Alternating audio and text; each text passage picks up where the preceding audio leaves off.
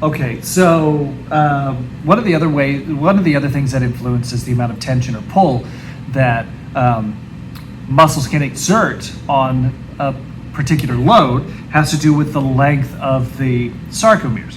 And so how long or how short they are can determine how much pull or how much strength you have, basically. This is known as the tension relationship. Mr. Thompson needs to slow down a little bit so we can say these words right.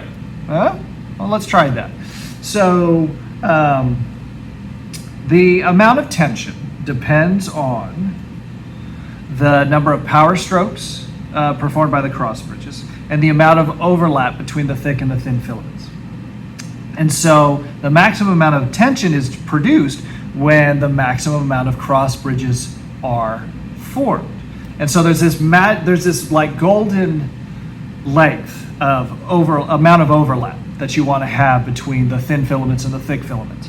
If they get to be too long or too short, that can affect, typically it lessens the amount of tension that you have. And so when this zone of overlap is really large, that's when you get the maximum amount of tension. But you don't want it to be too large. So check this out. All right, you've got your maximum amount of tension right here when the overlap is large, but this is the resting state. The thin filaments don't extend into the center. So like if you look at these two over here, if they overlap too much, then the filaments can't come together anymore because they're resting already together. And so you can't form a lot of cross bridges to increase that. And so that means your tension is lower, the pull is lower, and your strength is lower. If they're too far apart, that means if they're stretched too far away, the same thing happens. You can't form the cross bridges. And so that ends up being, if your muscles are stretched too far, you're not able to pull and start exerting that tension because you don't have the overlaps for that.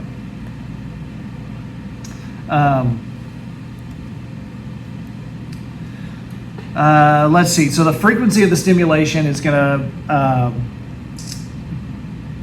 determine what happens with the muscle. A single contraction is caused by a single neural stimulation, and that's a twitch, which lasts super duper fast, milliseconds. Okay. Sustained muscle contractions then are going to require repeated stimuli. So if you have like twitches or muscle spasms, that would be a twitch. An actual movement is a full-on contraction. So that's kind of the difference with those two.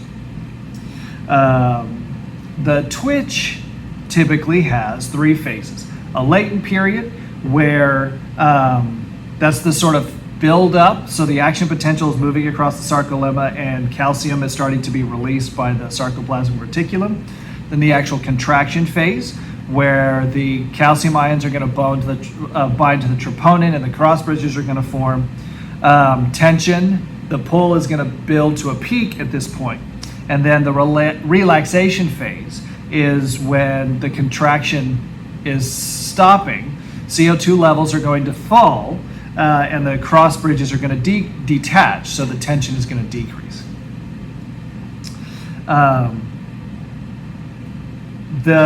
So that's okay. So when I'm flexing my arm, then what I'm doing, the latency phase is the beginning where my brain has first broadcast that signal that it needs to go down to my arm. The contraction phase is when I'm actually moving my arm, I'm moving my muscles, and then the relaxation phase is when all of that calcium starts to back off, and then my fingers relax. Now, an extreme form of this is tetanus. Tetanus is maximum tension, okay? So the hardest that you can pull, the hardest you can contract your muscles, okay? That is tetanus. Now, that can happen, once you reach that maximum.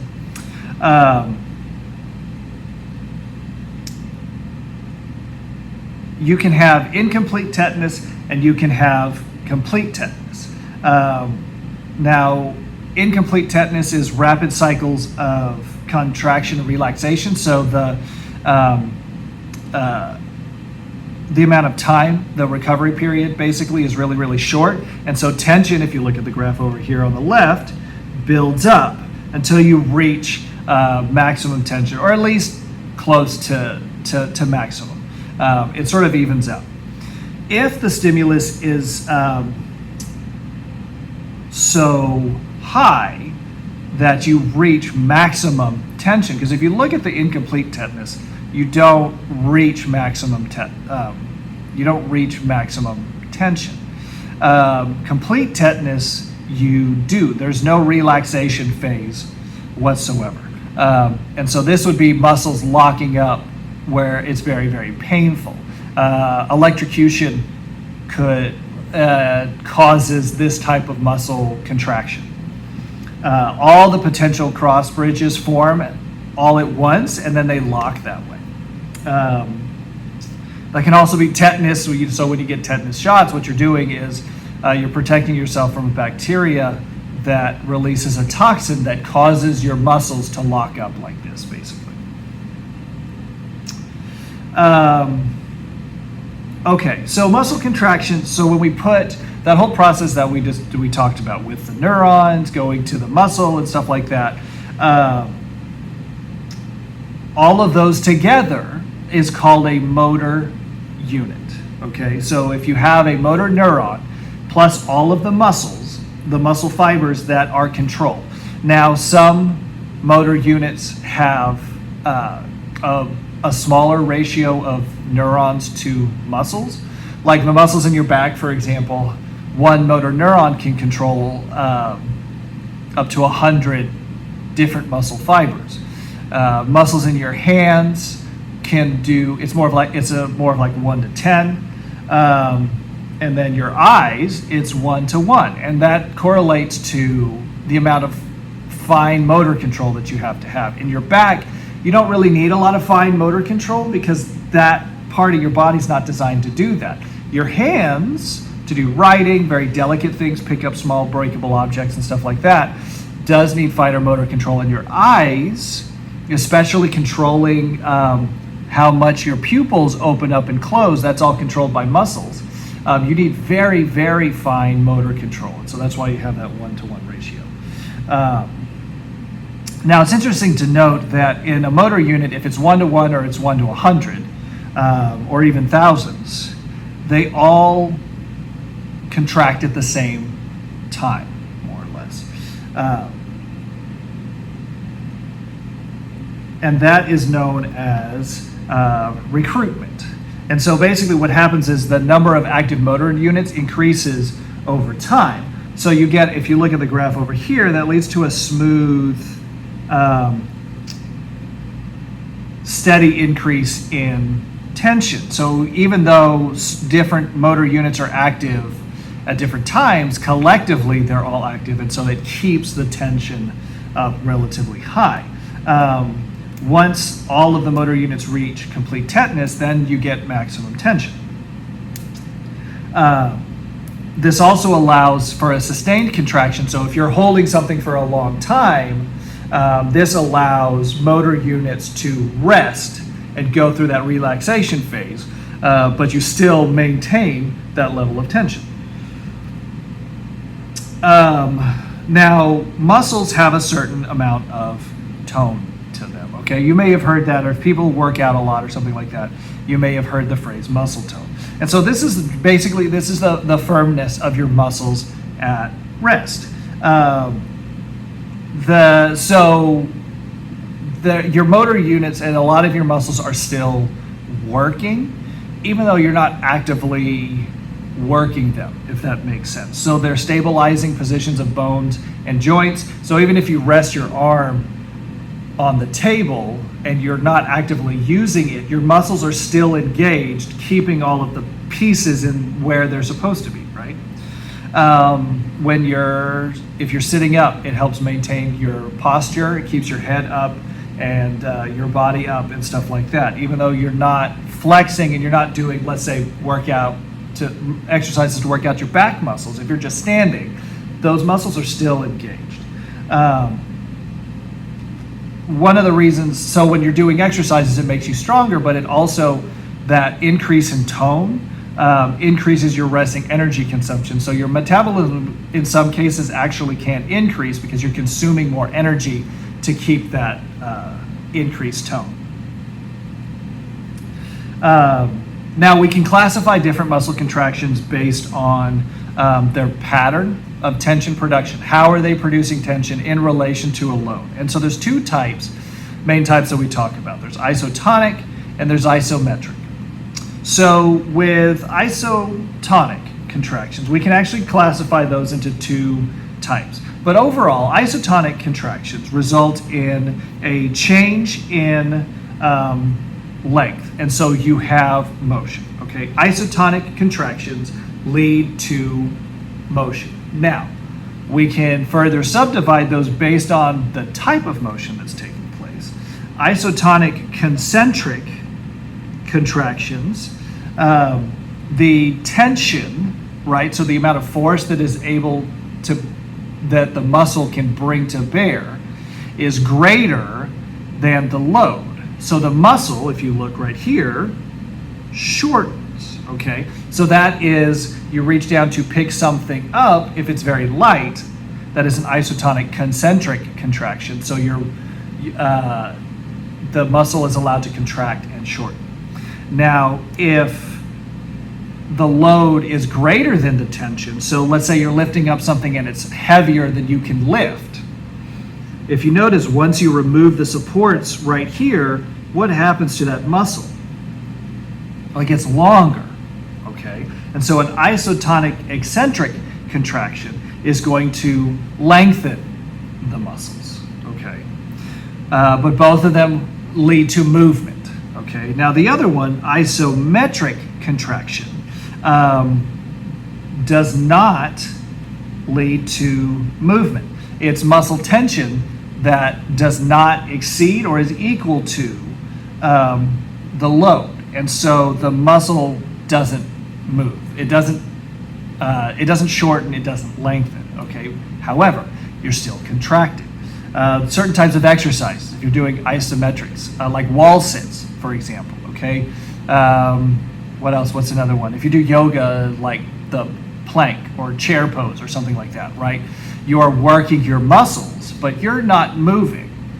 That's those exercises. Isometric contraction. The muscle is contracting, but it's not moving. Push against a wall, same thing. Your muscles are contracting. You're trying your hardest, but you're not moving, so your muscles are not moving. Well, your muscles are not moving, so you're not moving. I guess is a better way to say that.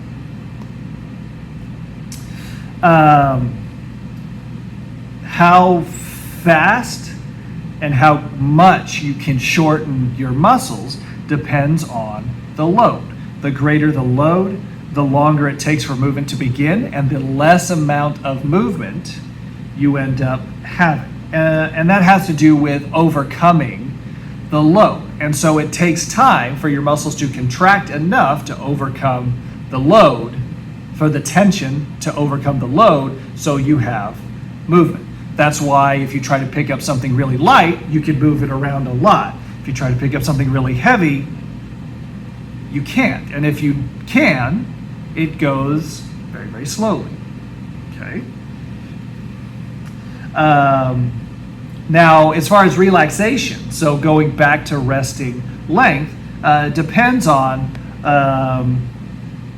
different things. So one of them is elastic forces. There's actually proteins that act like strings that help move the muscles back into their resting position.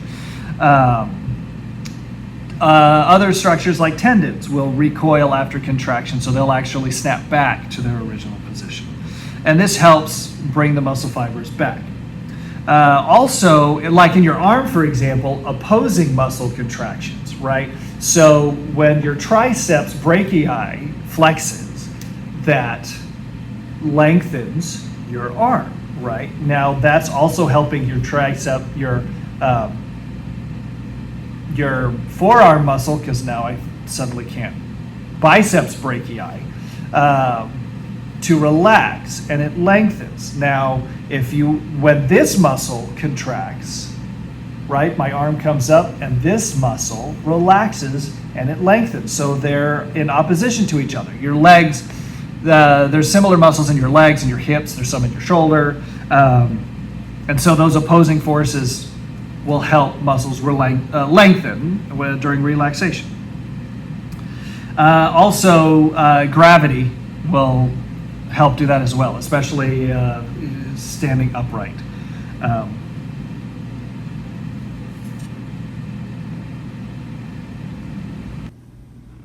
All right, so pretty extensive discussion about what's going on with contractions and how long they are, how long you can hold it, if you can move your load or not, that sort of thing.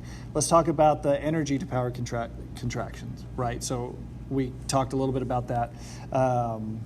ATP, we know, is the only energy source that can be used directly for muscle contraction. It really can only be used directly for pretty much anything. ATP, let me back up. Muscles use a lot of ATP. That's one of the reasons why a lot of them have a lot more mitochondria than other types of cells. Now, if they don't need all that energy right away, muscles will actually store that energy, at least enough to start a contraction. So it's kind of similar to, your car battery. One of the primary functions of the car battery is to provide the spark for the spark plug to get your car started. Because then once it gets started, the engine can produce its own electricity to power the spark plugs to do the whole internal combustion thing. And so your muscles do that basically also. And so it stores a small amount of ATP in the muscles to start that contraction, and then it uses various metabolic pathways to continue those contractions, right? So there's enough to start it, but it must be, more ATP must be generated, otherwise you get into muscle fatigue, which we'll talk about a little bit later, and you'll investigate that also. And so your muscles create more ATP than it's needed, and so it's stored as creatine phosphate. So basically, energy and ATP is transferred to creatine and creates creatine phosphate. Now, creatine phosphate is structurally similar to ATP, adenosine triphosphate. Basically, we're just kind of flip-flopping phosphates around. When the muscle needs energy, it converts creatine phosphate back into creatine and converts ADP into ATP. Now, creatine kinase is the substance that does that. A kinase is something that cuts off parts of molecules like the phosphate. And once you use the creatine phosphate, then we have to use other processes. And that's where we get into other metabolic pathways, right? And so creating it using the creatine phosphate, phosphorylation is adding a phosphate to ADP. You can also do anaerobic metabolism, that's glycolysis. You talked about that a lot in biology. We're not going to go through those specific processes in this class. So anaerobic is very short term. When you first start exercising or running or whatever, something like that, and your muscles are burning, that is the anaerobic metabolism. You're building up lactic acid. Once you go through that and you're doing aerobic exercise, right, then you switch gears and you switch to aerobic respiration, which produces a whole lot more ATP, and then it takes a little while and your body clears out that lactic acid, and so the burning starts to go away. After you've done exercising, there's a recovery period that your muscles need to go through, and that's the time required for your muscles to return to normal. That's your rest period. Anytime you're doing exercise, you need to let your muscles rest and rebuild. Otherwise, you can actually damage them if you work them too much. Other things that influence muscle contractions besides energy, like ATP, is hormones. There's several hormones that will increase metabolic activity, so make muscles work more, burn more energy and stuff like that, including growth hormones, testosterone, thyroids, and epinephrine, which is adrenaline, basically. Anabolic steroids will do the same thing. Those are hormones, basically hormone mimics, that tell your muscles to act a certain way. Performance. Force is the amount of tension that is produced, and endurance is how long activity can be sustained. So force would be like your strength. Endurance is how long you can go. Force and endurance both depend on the types of muscle fibers and your physical conditioning. Now, talking about types of muscle fibers, there are 3 types of muscle fibers. There are fast, slow, and intermediate. You may have heard these as fast twitch and slow twitch fibers, and then intermediate, well, it's kind of in between. So fast fibers, most of your skeletal muscles are fast fibers, looking up here at the top. They contract very quickly, they're very large diameter, they have very large glycogen reserves, so they have a lot of energy if they have to bring a lot of energy very, very quickly. They don't have a lot of mitochondria, so the endurance is going to be lower. They burn through that energy really, really fast. So the contractions are really strong, but like I said, the muscle fatigues quickly, so it's not able to keep going for a long time. The other ones are your slow fibers.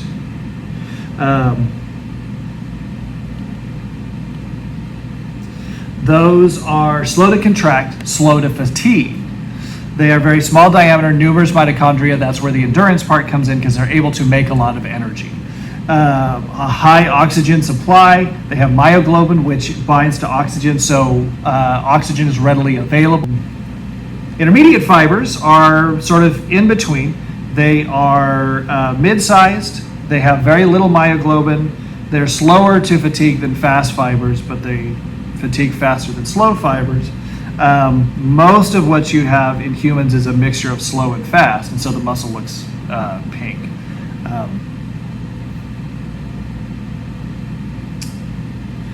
More about muscle performance. So if you overdo your muscles, you have muscle hypertrophy. Okay, hyper meaning above normal, right? And so if you look, somebody who looks like absolutely jacked, Arnold Schwarzenegger back in the day was a really good example of hypertrophy. Bodybuilders and stuff like that.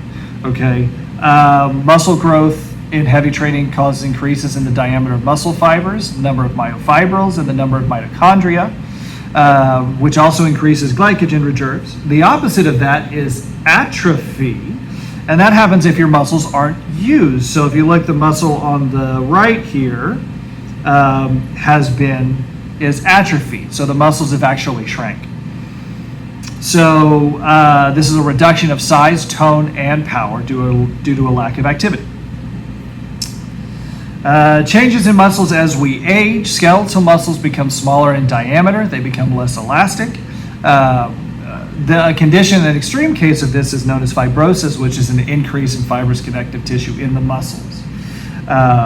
So as your muscles become smaller and become less elastic, your tolerance for exercise decreases. That means you're not able to push yourself as far before your muscles get fatigued. It's also easier to tire them out and injure them.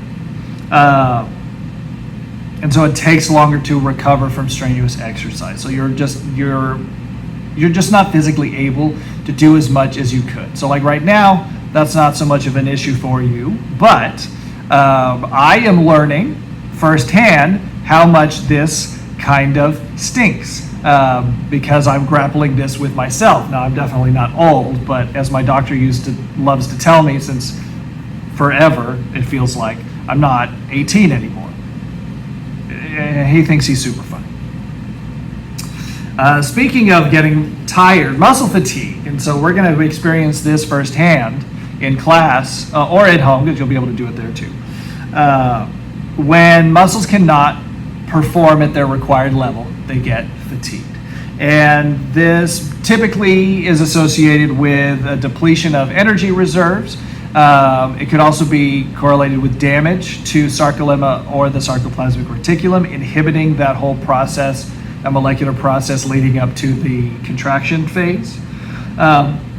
Decline in pH, so acid buildup basically, because that's going to affect calcium ion binding, and weariness due to pain and the burning from the low pH. Physical conditioning will improve those, both power and endurance. Anaerobic endurance, which would more increase your power, utilizes and strengthens fast fibers and stimulates hypertrophy. These are your very brief, very intense workouts, like interval training, high weight, low rep sort of thing. Aerobic exercise would be prolonged activity, is supported by mitochondria, so it boosts that overall energy production. It doesn't stimulate hypertrophy, and so this is long duration, low intensity. So low weight, high reps, like that sort of thing. Long distance running, long distance walking, that sort of thing. Exercises that involve a lot of repetition, not a whole lot of weight involved. Those are also both really good for lung function and heart function. And then next semester, we're going to look at how exercise is related to heart function, which is your heart is a muscle, so there's that, but also lung function. The other effects of training, improvements are alterations in muscle fibers and the characteristics of muscle fibers, and improvements in cardiovascular performance. I just said that. Go me. Let's go ahead and call it right there. I think that's a pretty good ending point. We talked about how muscles work, how they lift stuff, what they have to overcome, the load. We talked about why exercise is important. We talked about what happens when you get older to your bones, why you quite literally slow down a little bit. If you need to go back and rewatch that, kind of slow it down a little bit, get some important bits and stuff like that. Stay tuned. We've got one more to go. We'll do a very brief run through on the other two types of muscles that were mentioned at the beginning of the first video, cardiac muscle and smooth muscles. Let's see, if you have any questions, let me know. Send me an email, send me a remind message, ask me in class. Otherwise, I look forward to seeing you all again soon.